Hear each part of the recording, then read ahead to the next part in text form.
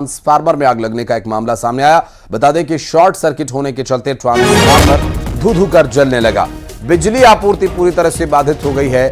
नवदुर्गा चौक के भैंस थाना क्षेत्र का ये पूरा मामला बताया जा रहा है और ये बारिश के दौरान शॉर्ट सर्किट की वजह से आग लगने की आशंका जताई जा रही है, जहां बिजली आपूर्ति भी बाधित हो गई है ट्रांसफार्मर में आग लगने की वजह से। आपको बता दें कि नवदुर्गा चौक के पास भैंस थाना क्षेत्र का ये पूरा घटनाक्रम, बारिश हो रही थी और इस दौरान शॉर्ट सर्किट हुआ और शॉर्ट सर्किट में ट्रांसफार्मर ने आग पकड़ ली।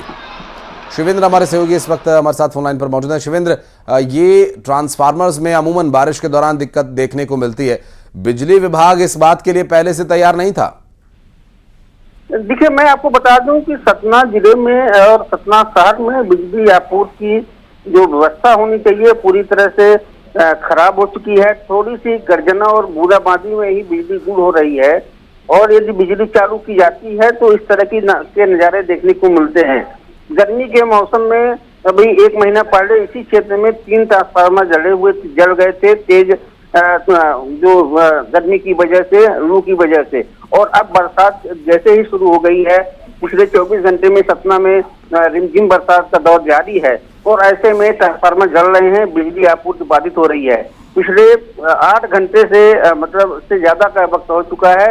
इस क्षेत्र में लगभग 5 बस्तियों में पूरी तरह से अंधेरा है और रात भर लोग परेशान रहे। जी बिल्कुल। और चूंकि शिवेंद्र, जिस तरह से गर्मी में देखा हमने, गर्मी में भी ट्रांसफार्मर जल रहे थे, बरसात में देख रहे हैं, बरसात में भी ट्रांसफार्मर जल रहे हैं, तो जाहिर है कि मौसम की कम और विभाग की लापरवाही यहाँ पर ज्यादा दिखाई दे रही। बहुत शुक्रिया आपका इस पूरे मामले पर जानकारी देने के लिए।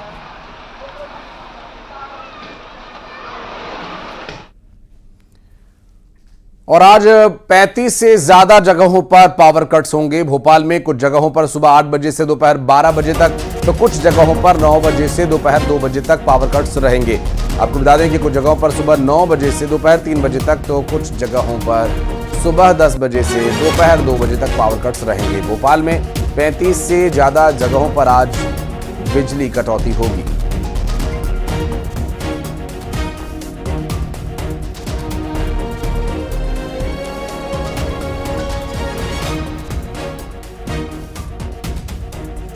और वासु चौरे हमारे सहयोगी इस वक्त हमारे साथ मौजूद हैं। वासु, आज पावर कट्स को लेकर जो पूर्व सूचना दी गई है, क्या मेंटेनेंस का कोई काम होना है?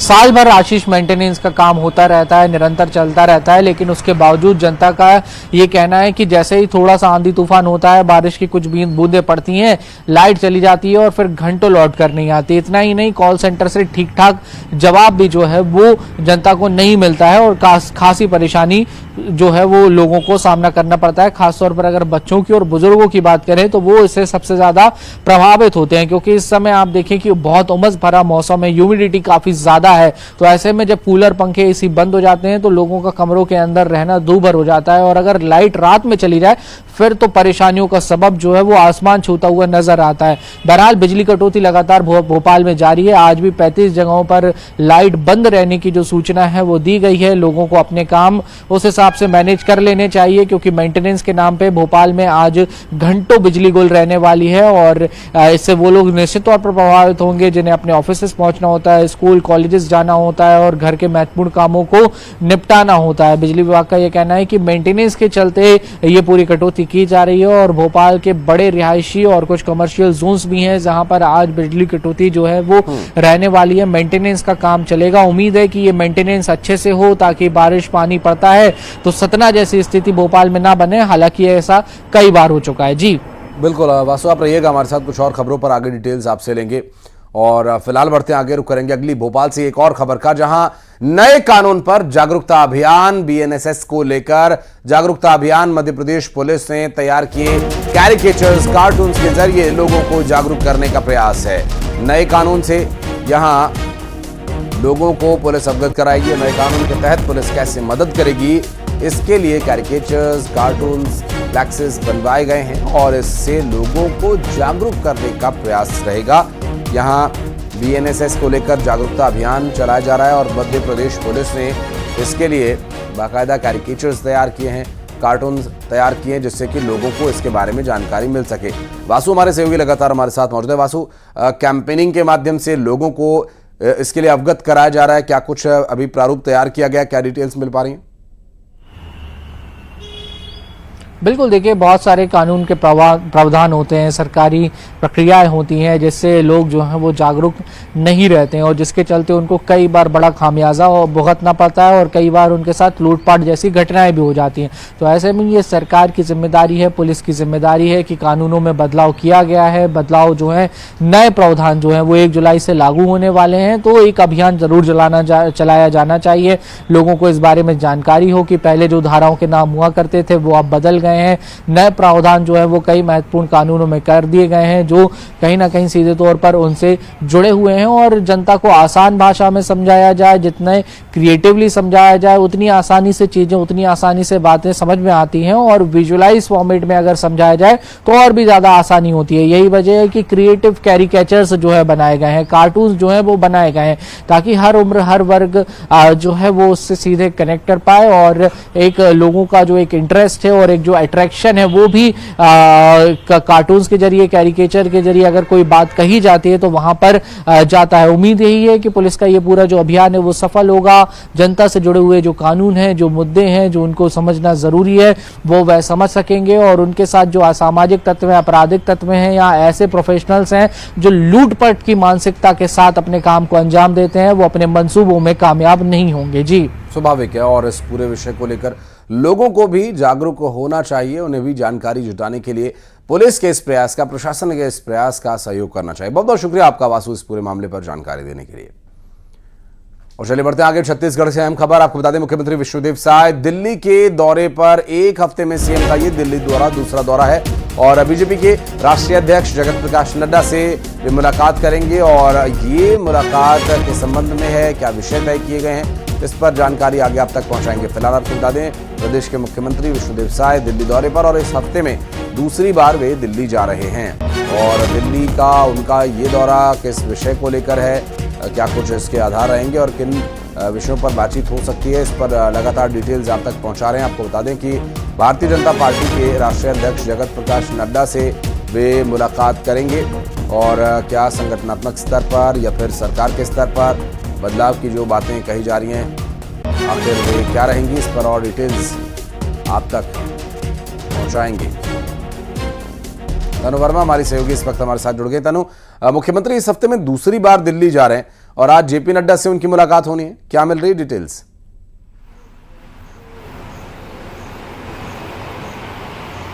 जी बिल्कुल, देखिए कुछ दिन पहले ही सीएम साय जो है दिल्ली दौरे पर थे और इस दौरान उन्होंने प्रधानमंत्री नरेंद्र मोदी और केंद्रीय गृह मंत्री से मुलाकात की थी और इस दौरान छत्तीसगढ़ में 6 महीनों में कामकाज को लेकर चर्चा हुई थी, साथ ही केंद्र की योजनाओं का क्रियान्वयन किस तरह से छत्तीसगढ़ में हो रहा है, इसको लेकर भी सीएम साय ने उन्हें अवगत कराया था। जिसके बाद अब एक बार फिर सीएम साय जो है दिल्ली दौरे पर है। ऐसे में चर्चाओं का बाजार जो है वो तेज हो चुका है और माना जा रहा है कि इस बार सीएम साय जो है मंत्री पद के लिए संभावित नामों की लिस्ट लेकर जो है वो दिल्ली पहुंचे हैं और जहां से वह अंतिम मुहर लगने के बाद ही वापस राजधानी रायपुर जो है वो लौटेंगे, क्योंकि आज सीएम साय जो है जेपी नड्डा से जो है मुलाकात करेंगे और जिसके बाद संभावित नामों की लिस्ट पर अंतिम मुहर जो है लगेगी और जैसे ही सीएम साय राजधानी वापस लौटते हैं तो ऐसे में माना जा रहा है कि उनके राजधानी लौटते ही जल्द से जल्द कैबिनेट विस्तार जो है वो हो सकता है। इसके अलावा और भी कई मुद्दे हैं जिस पर सीएम साय जो है चर्चा कर सकते हैं। संगठन के अन्य नेताओं से भी उनकी मुलाकात हो सकती है क्योंकि 22 जुलाई से विधानसभा का मानसून सत्र है। ऐसे में मानसून सत्र से पहले ही कैबिनेट विस्तार की चर्चा जो है वो तेज है। साथ ही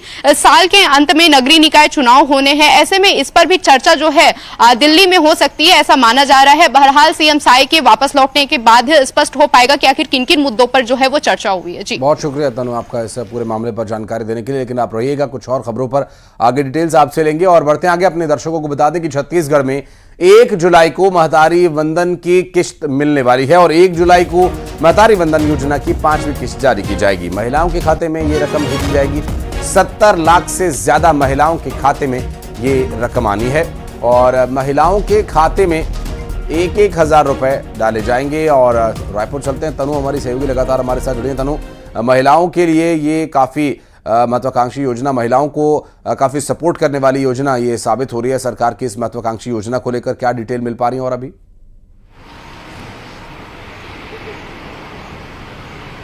जी बिल्कुल, देखिए साय सरकार की महत्वाकांक्षी योजना महतारी वंदन योजना की पहली किस्त जो है 1 मार्च को जारी की गई थी, जिसके बाद से लगातार हर महीने महिलाओं के खाते में 1-1 हजार रुपए जो है वो ट्रांसफर किए जा रहे हैं। चौथी किस्त 2 जून को जारी की गई थी, जिसके बाद अब 5वीं किस्त भी जल्द ही साय सरकार जो है जारी करने वाली है। एक बार फिर से 70 लाख से अधिक महिलाओं को इस योजना का जो है लाभ मिलने वाला है। वहीं लगातार हर महीने 1-1 हजार रुपए आने से महिलाओं में भी खासा उत्साह जो है वो नजर आ रहा है। इसके साथ ही कहा जा रहा है कि इस बार सरकार के द्वारा जो लाभार्थी सूची जारी की गई है, उन्हीं महिलाओं के खाते में 1-1 हजार रुपए जो है वो पहुंचेंगे। ऐसे में हर महीने टाइम पर 1-1 हजार रुपए आने से महिलाओं में जो है वो खुशी की लहर तो देखने को मिल ही रही है। साथ ही महिलाओं को खासा इंतजार भी होता है कि आखिर कब किस्त जो है वो लगातार हर महीने जो है वो जारी होगी। और माना जा रहा है कि इस बार 2 जुलाई को महतारी वंदन योजना की 5वीं किस्त भी जो है साय सरकार वो जारी कर देगी। जी बहुत शुक्रिया तनु आपका इस पूरे मामले पर जानकारी देने के लिए। और भिलाई गोलीकांड मामले के आरोपी पर बड़ी कार्रवाई की जा रही है। दरअसल फरार आरोपी अमित जोश के घर देर शाम तक कार्रवाई चली है। आरोपी के घर से 1 पिस्टल, 2 मैगजीन, 3 चाकू बरामद हुए हैं। अमित जोश भिलाई का आदतन बदमाश है और 3 दिन पहले आपसी विवाद में 2 युवकों पर इसने गोली चलाई थी। और अब इस पूरे मामले में पुलिस ने इन्वेस्टिगेशन शुरू कर दिया है। पुलिस इन्वेस्टिगेशन में कुछ हथियार उसके घर से बरामद हुए हैं और अब देखना ये होगा आगे क्या कुछ कार्रवाई इसके खिलाफ की जाती है। भिलाई से गोलीबारी का ये पूरा मामला सामने आया था।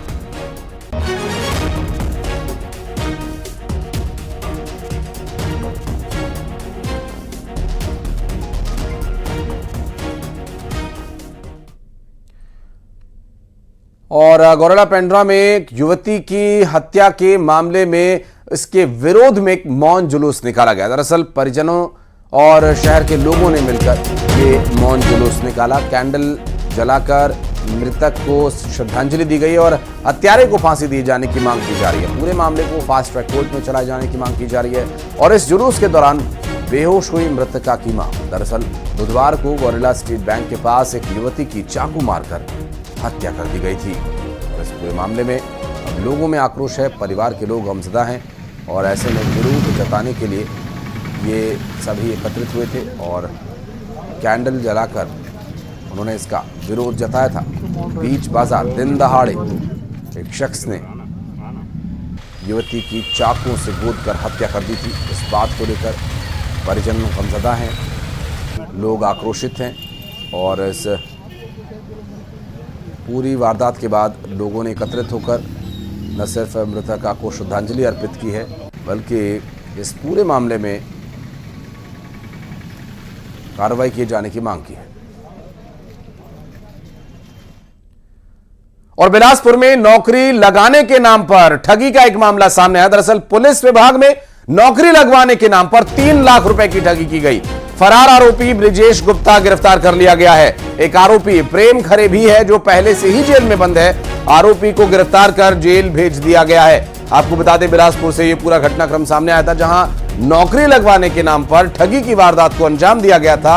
और इस पूरे मामले में अब 2 आरोपी कुल मिलाकर गिरफ्तार कर लिए गए हैं, जिसमें एक पहले से ही जेल में बंद है और दूसरे की अब गिरफ्तारी हो चुकी है।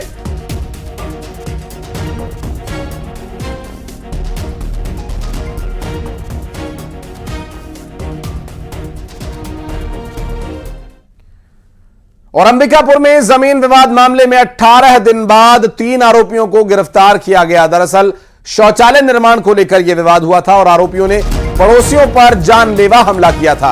हत्या के प्रयास के मामले में आरोपियों को जेल भेज दिया गया था। आपको बता दें कि 18 दिन बाद 3 आरोपी गिरफ्तार हुए हैं।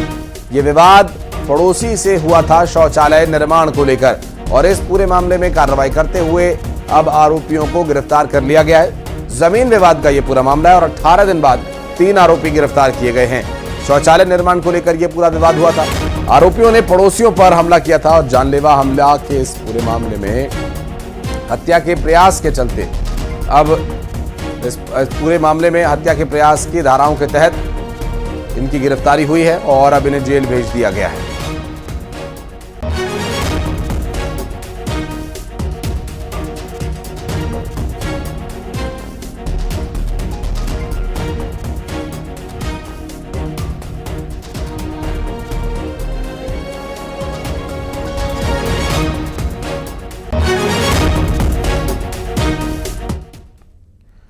और खबर बालाघाट से, जहां किसान सम्मेलन में शामिल होंगे सीएम और आज बालाघाट में किसान सम्मेलन का आयोजन हो रहा है। कार्यक्रम में शामिल होंगे प्रदेश के मुख्यमंत्री डॉक्टर मोहन यादव। दरअसल सीएम सिंगोड़ी में एक जनसभा को भी संबोधित करेंगे और यहां समाज के प्रबुद्ध जनों से सीएम मुलाकात भी करेंगे। सम्मेलन में बड़ी संख्या में लोग शामिल होंगे और आज किसान सम्मेलन हो रहा है प्रदेश में। यहां प्रदेश के मुख्यमंत्री जनसभा को संबोधित करेंगे। आपको बता दें कि आज समाज के प्रबुद्ध जनों से मुख्यमंत्री मुलाकात भी करने वाले हैं। और वासु हमारे सहयोगी इस वक्त हमारे साथ मौजूद हैं। वासु, ये किसान सम्मेलन किसानों के लिए अच्छा और बेहतर साबित होगा, उनकी किसानी में उन्हें लाभ मिले, मदद मिले, इस उम्मीद से किया जा रहा है। क्या डिटेल्स मिल पा रही हैं? सीएम भी आज जाने वाले हैं इस कार्यक्रम में। देखिए, किसान लगातार संघर्ष कर रहे हैं अपनी आय को बढ़ाने के लिए, बेहतर फसलों की पैदावार के लिए। और हम देखते हैं कि हर साल अमूमन खबरें जो हैं वो लगभग पूरे प्रदेश से सामने आती हैं कि खाद बीज की कमी है, खाद बीज की किल्लत है, किसानों को कई तरह की अपनी समस्याएं, अपनी परेशानियां हैं। ऊपर से अगर मौसम की मार पड़ जाए तो वो भी एक मुसीबत का सबब बन जाती है। लेकिन केंद्र की मोदी सरकार और लगातार राज्य की सरकार ने ये दावा किया है कि हम लोग किसानों की आय को दोगुना करने का काम कर रहे हैं, किसानों को सुगमता देने का काम कर रहे हैं। कृषि सम्मान की जो राशि है वो भी सीधे किसानों के खातों में डाली जाती है। और मौजूदा मोहन सरकार का भी यही लक्ष्य है, यही टारगेट है, यही उद्देश्य है कि किसानों के लिए खेती को सुगम बनाया जाए, आसान बनाया जाए और इसको लाभ का धंधा बनाया जाए। और लगातार जो है वो किसान सम्मेलन होते रहते हैं। लेकिन आज का जो किसान सम्मेलन है, जहां खुद मुख्यमंत्री मोहन यादव भी पहुंचने वाले हैं, वो इस पूरे कार्यक्रम में शरीक होंगे। और मोटा अनाज जो है, यानी कि श्री अन्न जिसे कहा जाता है, उसके लिए जिस तरीके से सरकार ने जो काम किए हैं, उसकी एमएसपी जो तय करने का काम किया है, यानी कि जिस तरह से गेहूं, धान और चना, अलग अलग फसलों पर जो एमएसपी दी जाती थी, अब मोटे अनाज को भी अगर कोई जो किसान उगाने का काम करेगा, खासतौर पर कोदू कुटकी की अगर बात करें, जो मध्य प्रदेश के आदिवासी अंचल की एक पारंपरिक फसल रही है, उसको जिस तरीके से प्रमोट करने की दिशा में काम किया जा रहा है, तो उसके लिए सीएम जब अभिनंदन है। तो निश्चित रूप से किसानों को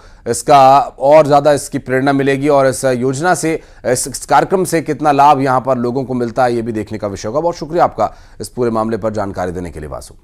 इंदौर में 20 से ज्यादा लोगों ने घर वापसी की, सनातन धर्म को अपनाया और नीलोफर निकिता बन गई और खजराना गणेश मंदिर में मंत्रोच्चार के बीच इन्हें घर वापसी कराई गई।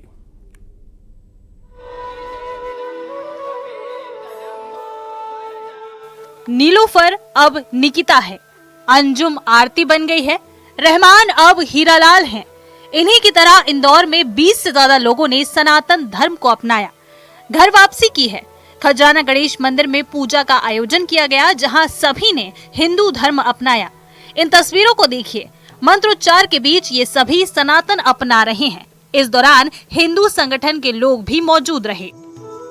हिंदू धर्म को अपनाने वालों का नामकरण भी किया गया, इन्हें नया नाम दिया गया।